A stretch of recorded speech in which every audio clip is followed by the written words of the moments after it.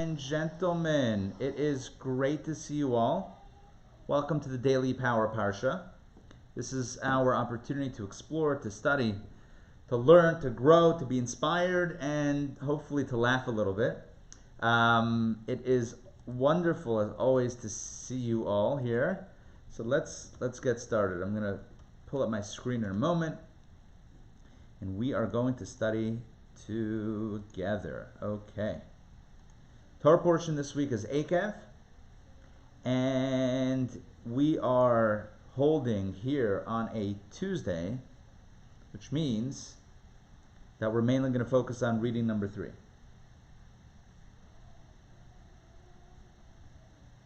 Okay, reading number 3 in a moment. Okay.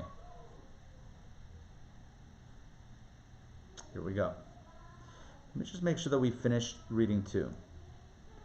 I think we went almost to the end, but let's just double check quickly to see where we are at over here. Okay. Yeah. Okay, so Deuteronomy chapter 9. I want to pick up, get a running start into our reading. This was at the end of yesterday's reading, the second reading. So once again, Moses says, Shema Yisrael, Hear O Israel. In other words, pay attention, listen up. Today you are crossing the Jordan to come in to possess nations greater and stronger than you. I love that.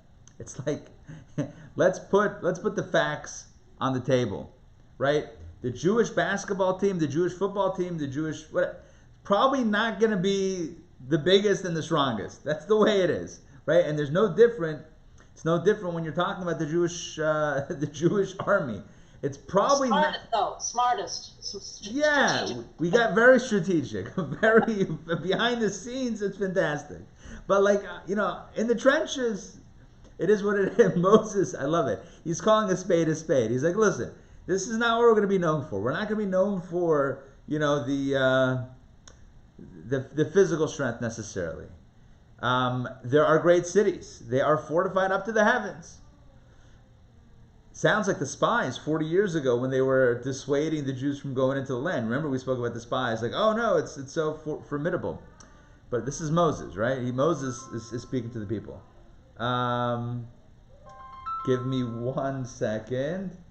Hey, is it emergency? Okay, all right. I'll call you right back. Just double checking.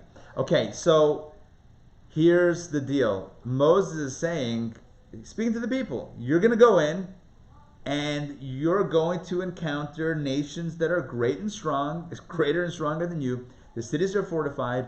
Look at this one. A great and tall people, the children of the Anakim. That means giants, whom you know and of whom you have heard said, who can stand against the children of Anak? It's a euphemism for giants. Let's see if Rashi has a commentary on that. Let's see what Rashi says. If Rashi says. Why do I not see much toggling? Okay. All right, well, there you go. Anyway, no Rashi on this one.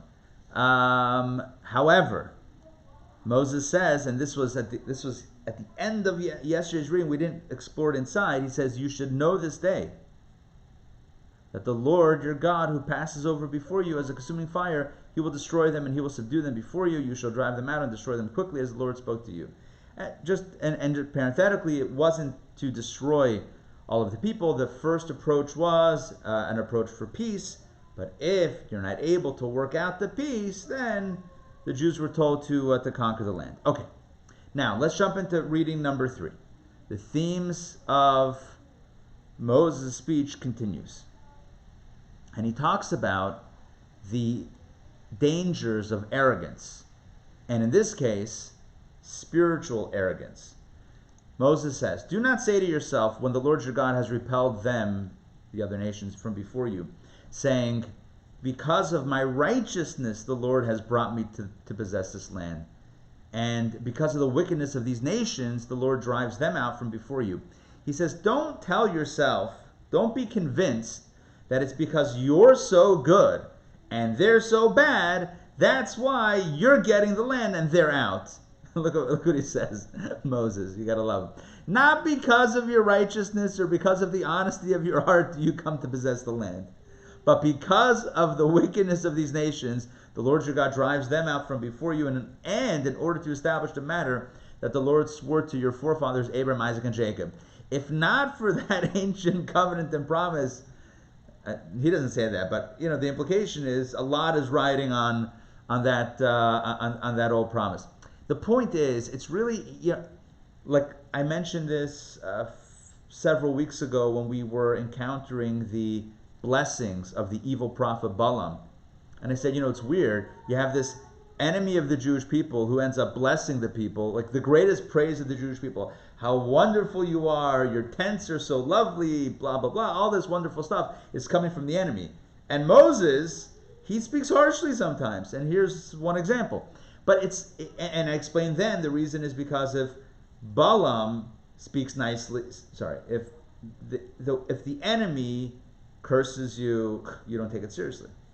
And if your friend blesses you, of course he does. It's when your enemy blesses you, now you pay attention. And when your friend, not curses, but when your friend gives you a little bit of, correction, then you can also wake up a little bit. So Moses is trying to drive a certain point into our heads. And what is it? Not to be so arrogant, and in this case, like I mentioned just a few moments ago, spiritually arrogant, saying that it's because of my righteousness, I've earned this. I've earned, the right to the land of Israel. He says it's not. It's God's goodness and the mistakes of the other nations, but God's goodness and God's promise that is getting you the blessings. Don't put everything on your shoulders. The shoulders are not big enough to hold all of the blessings that God is giving you. You look at verse 6. I mean, this is kind of direct. You shall know that not because of your righteousness the Lord your God gives you this good land to possess it. No, for you are a stiff-necked people, right? Y'all are stubborn. And it's because of God's goodness that he's giving you this land. And in case the people might say, what are you talking about, Moses? For the last 40 years we've been amazing. So Moses says in the next verse, remember, do not forget how you angered the Lord your God in the desert. From the day you went out of the land of Egypt until you came to this place, you have been rebelling against the Lord. That's kind of, but again, understand the context. This is with love. It's completely out of love. Moses is not saying this from a place of bitterness or from a place of anger or from a place of, how dare you, indignation. No. Moses is saying this from a place of love and trying to bring out a point. Let me take a half a step back here. Sometimes a doctor can heal a patient through a gentle approach. Sometimes the only way to heal a patient is by pulling out a scalpel, right? Sometimes you have to cut, and it hurts. But that's how you create the healing. Now, we don't ask for any of that, and please God, we should be healthy and not, and no one should need that. But sometimes we know that that's what's necessary. A doctor has to take a scalpel and make a cut and pull something out or whatever it is in order to heal the person, to heal the individual. The same thing is true with our master surgeon, our spiritual surgeon general, Moses. Moses is the ultimate lover of the Jewish people. Torah tells us time and again how he stands against God, stands up to God and says, you got to forgive the people. So the question of does Moses love the people and is he, that's not a question. The answer is yes. No one loved the Jewish people more than Moses. And yet, look how he speaks to them, right? It's not because of your righteousness that God gives you this land. You're a stiff-necked people. What's the point? What, he doesn't love them? Of course he loves them. But he loves them so much that he knows that he has to talk tough and he has to talk direct to them. Sometimes if you avoid the tough conversations, then no progress is made. You can't help someone if you're afraid to speak to them. He's not afraid. He loves them, but he's not afraid. Calling a spade a spade. Look, it's been challenging 40 years. You haven't always been on the right page. I've helped you through it. From the time you went out from the time you left Egypt till today, it's been challenging. Bottom line is, God still loves you, and God is still going to bless you. Don't become arrogant on top of everything else. All right, and now he reviews the episode of the golden calf. Because what other incident to review in this context than the big one, the big golden calf kerfuffle. So at Horeb is a synonym, it's another name for Sinai. You angered the Lord, and the Lord was incensed with you to destroy you. God wanted to destroy the Jewish people. We know that from the book of Exodus when we read it in the chronological story. And Moses continues to say, when I ascended the mountain to receive the stone tablets, the tablets of the covenant which the Lord made with you, the tablets of the covenant which the Lord made with you. Not God didn't make the tablets with us. The covenant was made with us, right? It wasn't a DIY tablet. It was covenant made with you, and the tablets were representing that. So when that happened, I remained on the mountain. Look what Moses self-reports. I remained on the mountain 40 days and 40 nights. I neither ate bread nor drank water. So there was no bread, there was no water. Moses didn't eat. Moses was like an angel. Like an angel. By the way, what do angels eat? Not angel cake. It's a misconception that many have. Although angel cake is heavenly, nonetheless, angels don't need to eat or drink. So the bottom line is he's telling the story of the episode at Sinai. After revelation at Sinai, I went up the mountain 40 days and 40 nights to get the rest of the law. And the Lord gave me 2 stone tablets, inscribed by the finger of God. And on them was inscribed according to all the words that the Lord spoke with you on the mountain from the midst of the fire on the day of the assembly. In other words, what was on the tablets? The 10 commandments that were spoken to you at Sinai. And it came to pass at the end of the 40 days and 40 nights that the Lord gave me the 2 stone tablets, the tablets of the covenant, and the Lord said to me. Now we know this because we read it a few books ago when it happened, but this is 40 years later. It's interesting to see how, as Moses is telling the story, how he describes it. And the Lord said to me, arise, descend quickly from here, for your people whom you have brought out of Egypt have become corrupt. They have quickly deviated from the way which I commanded them. They have made for themselves a molten image. And the Lord spoke to me further, saying, I have seen this people, and behold, it is a stiff-necked people. God says, leave me alone, and I will destroy them and obliterate their name from beneath the heavens. When somebody says, hold, don't let me, whatever, it's usually an indication that they do want that intervention. So God says, leave me alone, and I will destroy them and obliterate their name. And I will make you, God says to Moses, I will make you into a nation mightier and more numerous than they. I'm going to start again from you. Now Moses conveniently cuts out what happens next. Because what happened next, as you and I know, is still on the mountain, sight unseen. He did not step foot back on earth before he begins defending the people. He says, God, it doesn't matter, forgive them or take me out of Torah. He puts down the ultimatum, still on the mountain, having not yet descended to know what actually happened. Moses steps up to bat for the people. Something like that, yeah. Steps up to bat for the people. And but he doesn't. But now he's speaking to the people, so he's not romanticizing his own efforts. He's speaking to them from a place of tough love. So I turned and came down from the mountain, and the mountain was burning with fire, and the 2 tablets of the covenant were on my hands. And I saw, and behold, you had sinned against the Lord your God. You had made yourselves a molten calf. You had deviated quickly from the way which the Lord had commanded you. So I grasped the 2 tablets, cast them out of my hands, and shattered them before your eyes.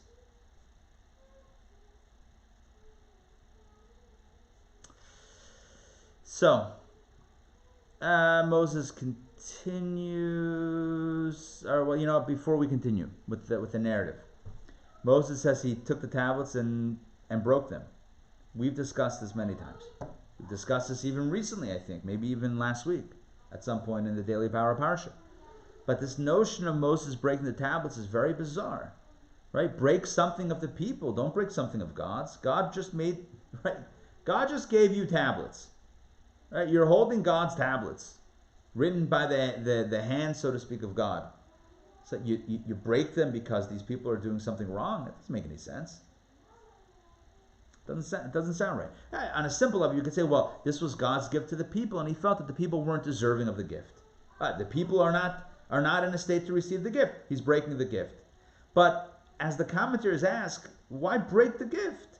If the recipient is not worthy of receiving the gift, so send it back to the sender. You know what happens when the USPS, when the post office can't deliver a package?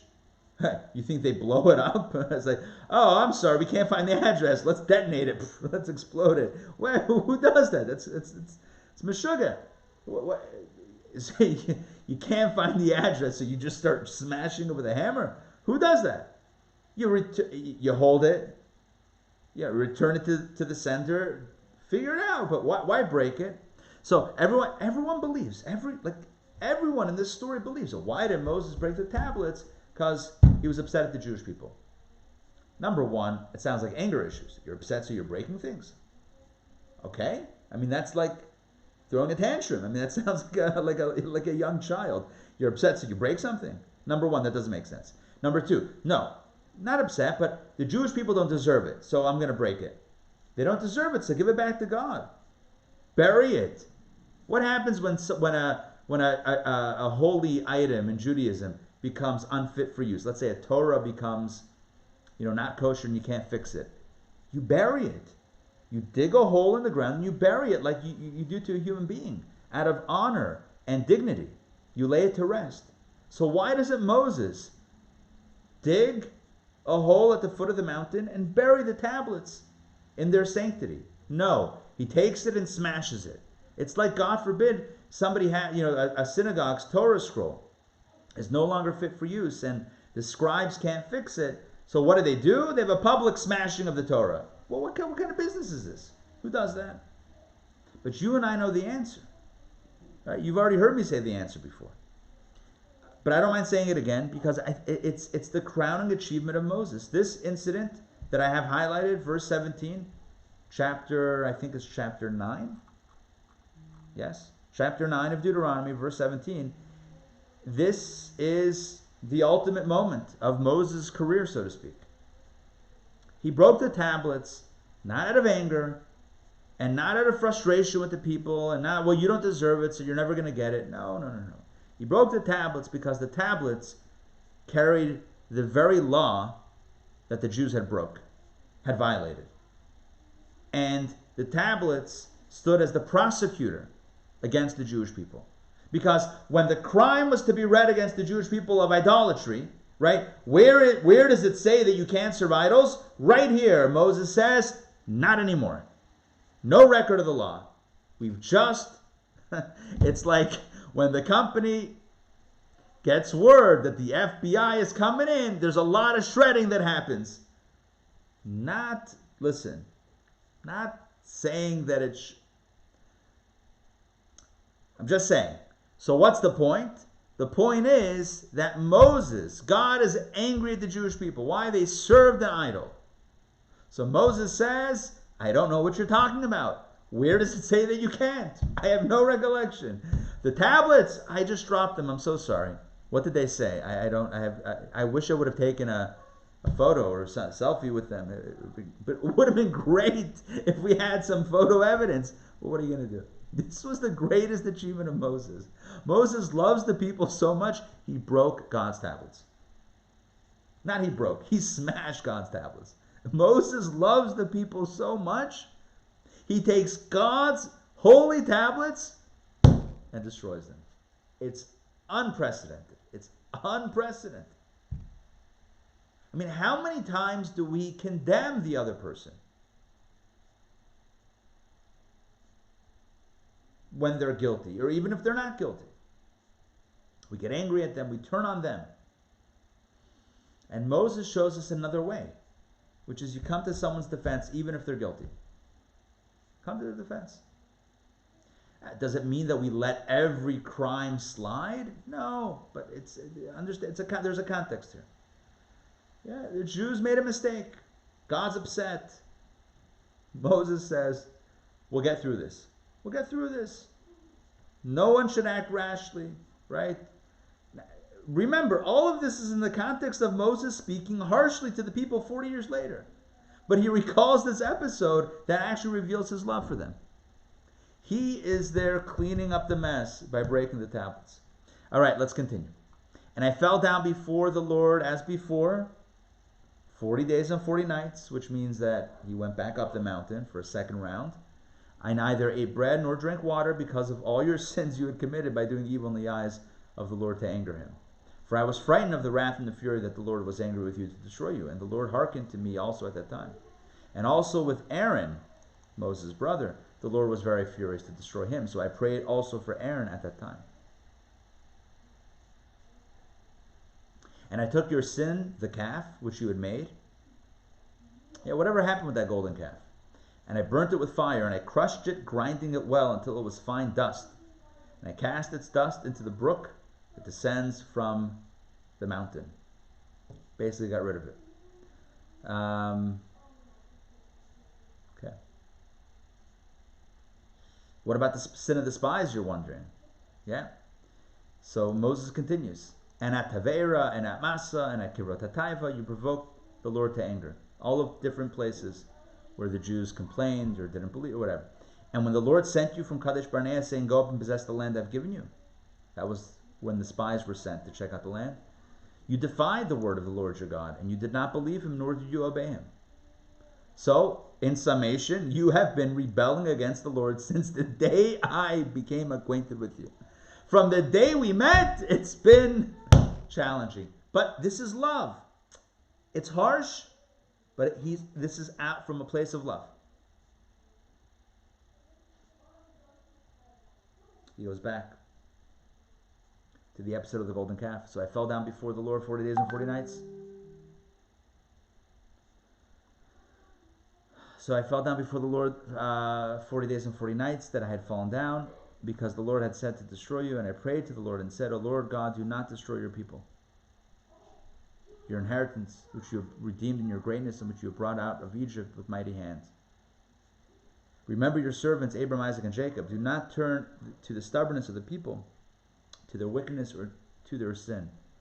Again, even as Moses is speaking harshly, if you will, real to the people about how they haven't always been such perfect model citizens, he still reveals his love to them. He said, I went to bat for you.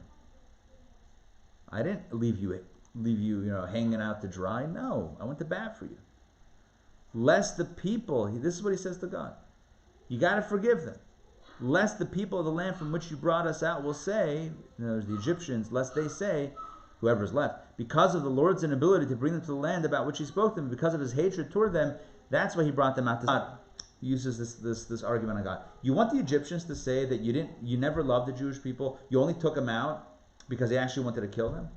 You want that should be the narrative? Come on. You can't have that as the narrative. But Moses says that he said to God at that time, but they are your people, and they're your inheritance, which you brought out with your great strength and with your outstretched arm. Don't forget your love for your people. And that's how the third reading ends. Look, to me, it's all love. Because when you love someone, you want the best for them.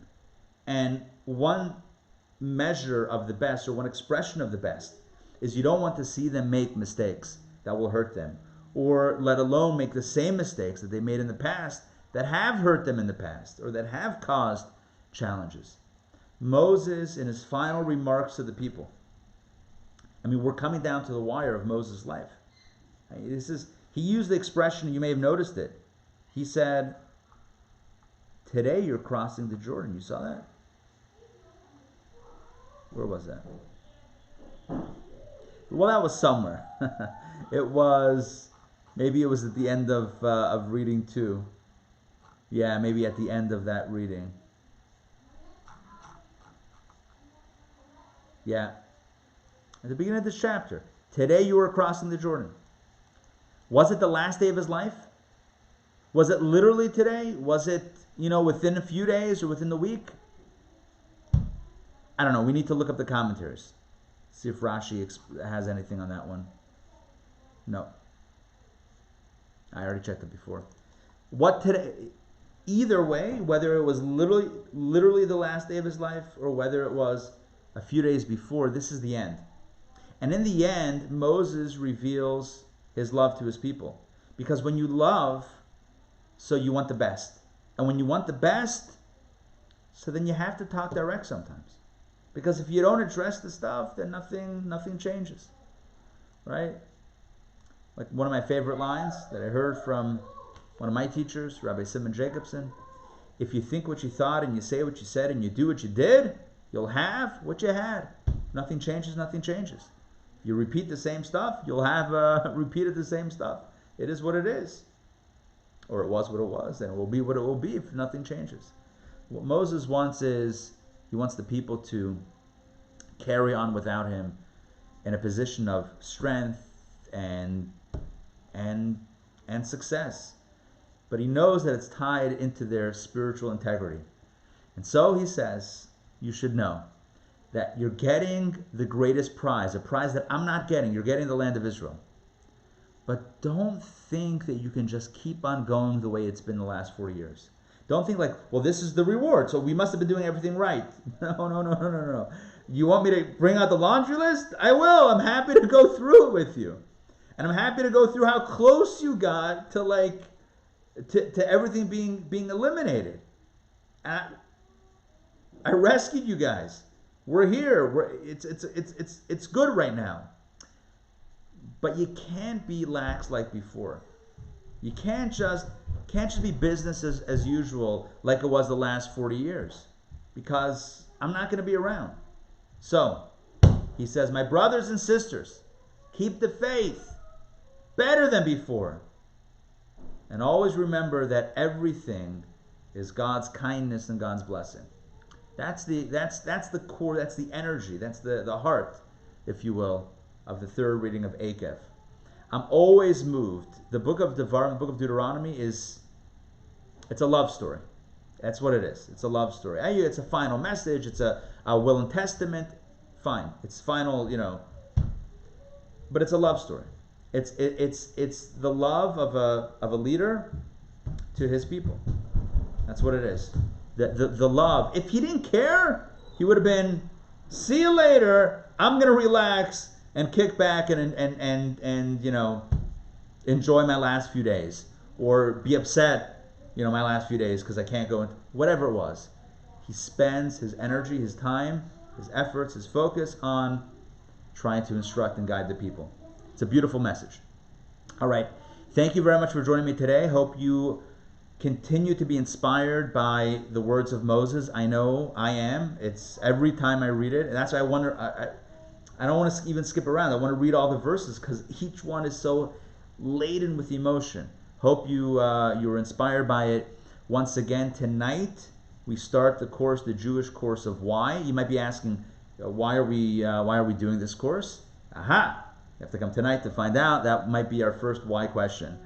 All questions welcome. We have 50 questions we're going to go throughout the 6 weeks, plus all the questions that all y'all have. So bring your questions. The only qualification, well, 2 qualifications. Number 1, Jewish related, and number 2, it has to begin with the word why.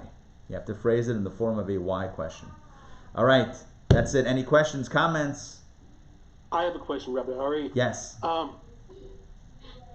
How is it possible? How? That Moses eat nothing or drink nothing? Yeah. Or he had nothing to eat for 40 days twice and nights twice? IV. How? Listen. Seriously, how is that possible? You're asking me? How is any of this possible? I have no idea. How did the plagues happen? I mean, this is going to be the one thing that doesn't, that's it? This is I don't know. Ich weiß nicht. That's just a little bit over a month, though. That's not that long. Listen, You have no food and no water. I'm going to give you an example. This is the best. This is how I picture it, right? Yeah. Used to be when you had a cell phone, you had to plug it in to charge, right? And then they invented this thing called wireless charging. So wireless charging is you don't have to plug it in. You can put it down on one of those wireless charging pads and you can charge it through that. But today they're working on technology that they can somehow send waves. You heard about this? They can send battery waves. Yeah, this is a legitimate thing, sending waves to be able to power devices. Maybe it's just metaphorically. Maybe it's just abstinence from things. Could be. Listen, who knows? But God can pull it off. If you're hanging out with God, you can pull it off. I'm just saying. Look, the angels, as I say, he was on the level of an angel. An angel doesn't need to eat or drink. So how does an angel live? Right?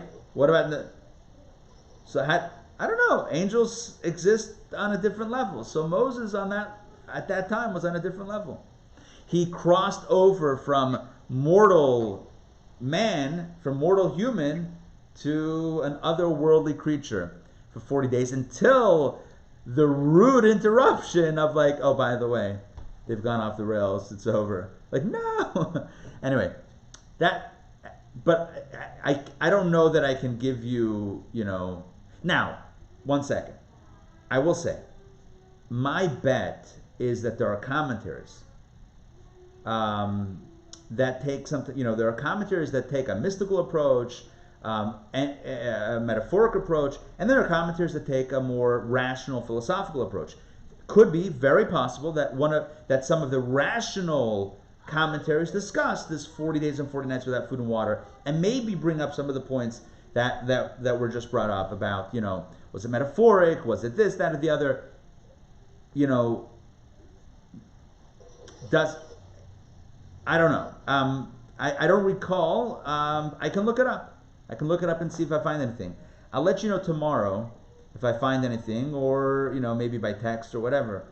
Was manna the loophole? Could he have manna those days? Yeah, I don't know. It's not bread or water. It is not bread or water. You're right. Loophole. No, my understanding is that he just didn't function. Look, my understanding has been, right, and it's definitely supported by commentaries, that he ceased to operate in a normative human fashion for those 40 days and 40 nights. Is there another approach to rationally explain it or a different way? I'm sure of it. In fact, right after, hold on, give me a second. Let me show you what I'm going to look up.